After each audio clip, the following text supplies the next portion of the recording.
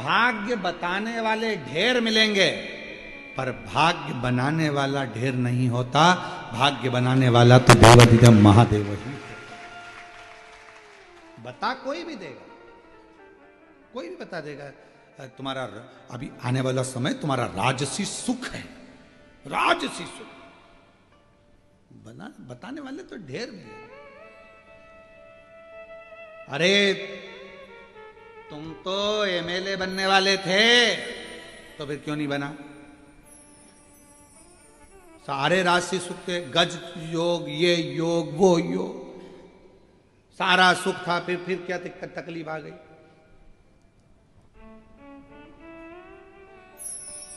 राहु घुस गया, राहु प्रवेश कर गया, ये प्रवेश कर गया, किसी ने कुछ कर दिया, कुछ धर दिया, ये सब चलता।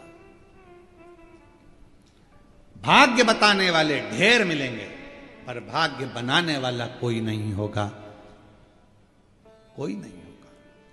भाग्य किसको बनाना है?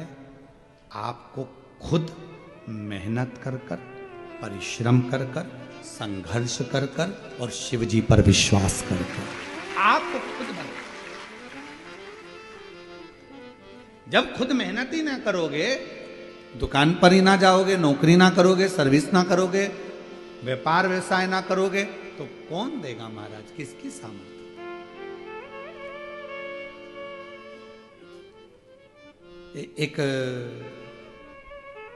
एक हमारे परिचित थे, अच्छे पुराने परिचित थे, तो वो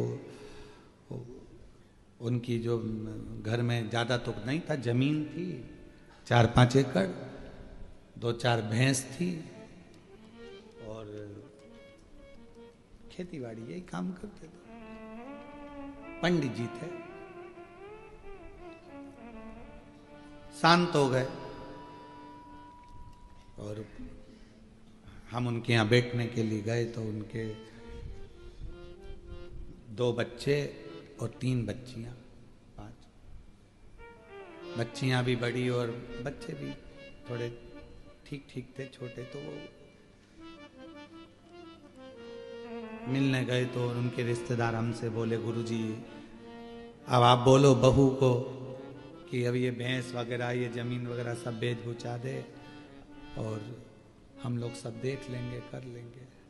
अब क्या रखा है, सब तो चले गया, बाप चले गए इन बच्चों का। अब हम जाने लगे, तो हमने उनकी पत्नी से कहा, एक निवेदन है, ना भैंस बेचना, ना जमीन बेचना। अगर किसी के अधीन होना है तो जरूर बेच देना, ना भैंस बेचो, ना जमीन बेचो। वो गए हैं, जान दो, संभालो, बच्चों को पढ़ाओ, विद्याध्ययन कराओ। आज लोग कह देंगे कि हम बैठे हैं, संभाल लेंगे। कितने दिन,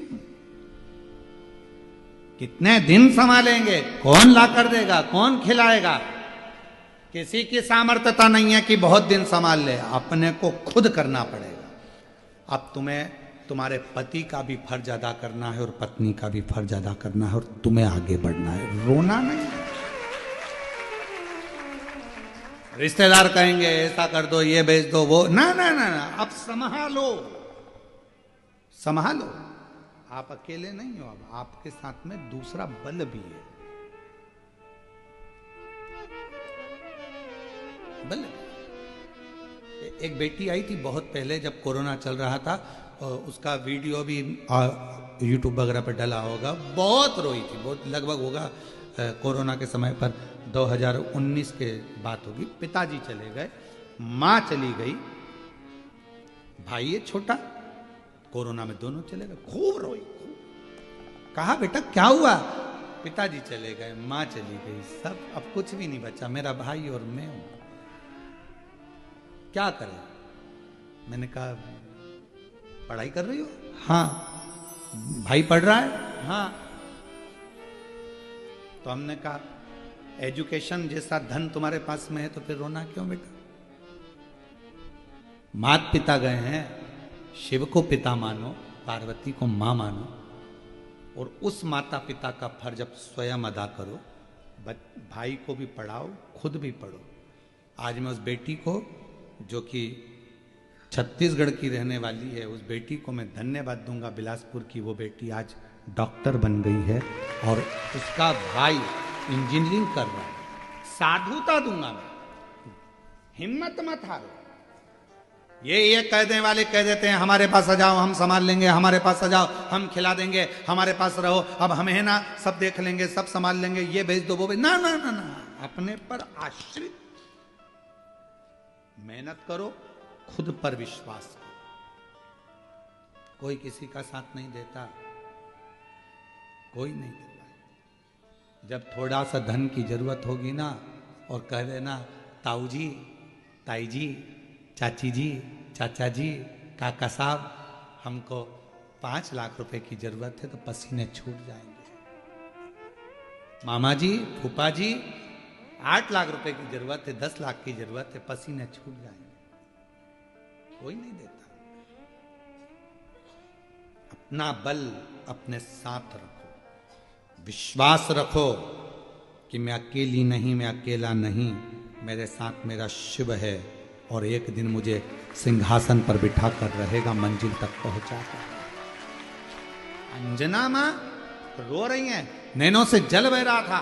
क्या हो गया? गौतम बाबा ने पूछा। संतान का सुख नहीं है। संतान का सुख नहीं है तो रोने की जरूरत क्या है? होगा। तूने शिव जी की आराधना करी है? नहीं। शंकर की साधना करी है? नहीं। कभी पार्थिव लिंग का पूजन करा है? नहीं।